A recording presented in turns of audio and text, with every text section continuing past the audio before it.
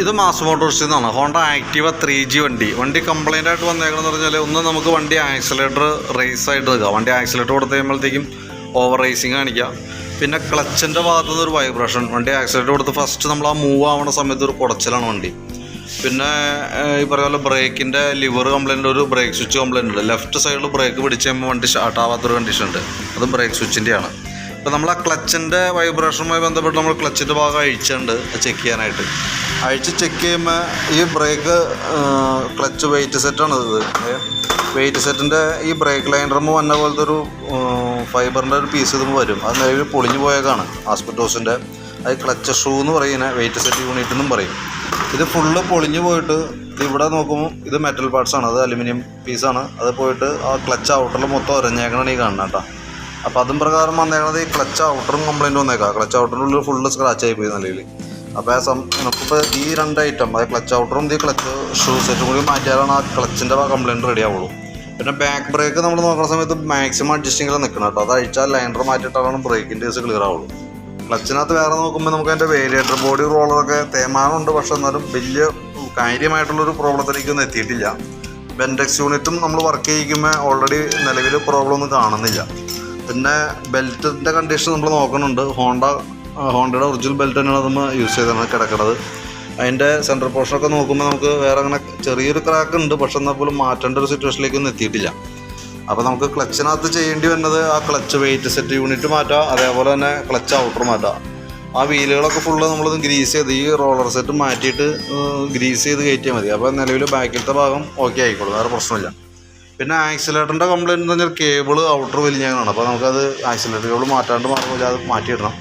പിന്നെ ഈ ബ്രേക്കിൻ്റെ ഓൾറെഡി ലിവർ നല്ല രീതിയിൽ തേയ്മാനം വന്നിട്ടുണ്ട്. ഇതും രണ്ടും കൂടി ഒപ്പമാണ് തേയ്മാനം വന്നത്. അപ്പോൾ തൽക്കാലം ബ്രേക്ക് ലിവർ മാത്രം മാറ്റിയിട്ട് കഴിഞ്ഞാൽ റെഡി ആയിക്കോളും.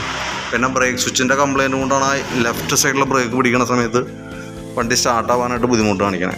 അപ്പോൾ വണ്ടി കയറിയ സ്ഥിതിക്ക് സ്വാഭാവികമായിട്ടും നമ്മളതിൻ്റെ എഞ്ചിൻ ഓയിലിൻ്റെ കണ്ടീഷൻ കൂടി ഒന്ന് ചെക്ക് ചെയ്ത് നോക്കണുണ്ട്. നോക്കുന്ന സമയത്ത് അതിൻ്റെ ഓയിൽ ലെവൽ വളരെ കുറവായിട്ട് കാണുന്നുണ്ട്. കളറിലും ഒരുപാട് വേരിയേഷൻസ് കാണുന്നുണ്ട്.